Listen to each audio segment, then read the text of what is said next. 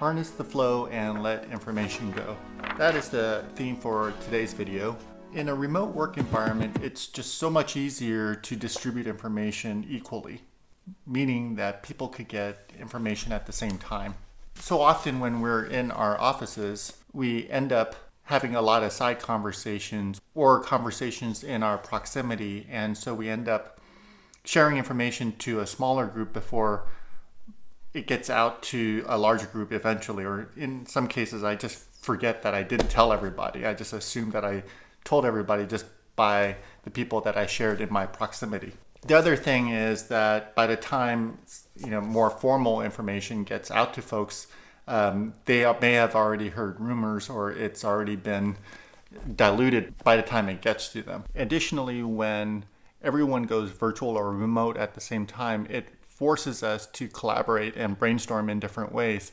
And it actually requires everybody to participate. And so you could actually see it in the doc that everyone's participating and creating and sharing.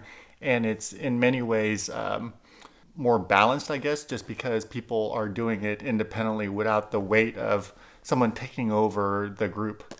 Finally, when I talk about just like information flow or harnessing the flow of information, you create flow by sharing a message in multiple formats. Why do we need to do that? Well, think about someone you follow on Instagram. Like, do you remember anything that that person posted a week ago? Probably not, just because of the amount of information that's coming at you through the feeds. And so what I found is in a remote work environment, we're so used to having short-term memory about information that we're getting, and we're just getting bombarded just because we're on our feeds all the time.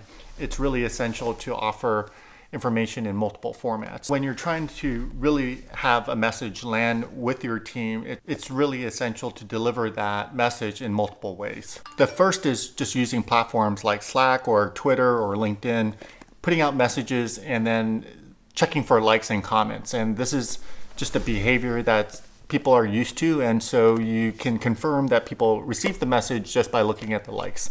I also try to use video because video is a natural way to communicate with folks, and they like to have that connection through the visuals. And we know this is true just by looking at stats from social media platforms where video is just getting a lot more views than a text message.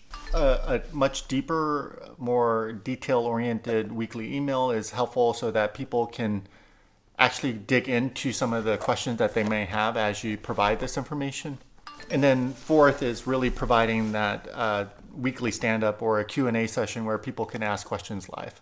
When you're able to put these things together well, it helps people come along the journey with you, and they could see the message evolve as you get more information too, and it just becomes more of a co-creation process as you go through the work. So again, harness the flow, let information go. This is Anthony Kim. Like I always say, don't compare your insides with other people's outsides. Peace.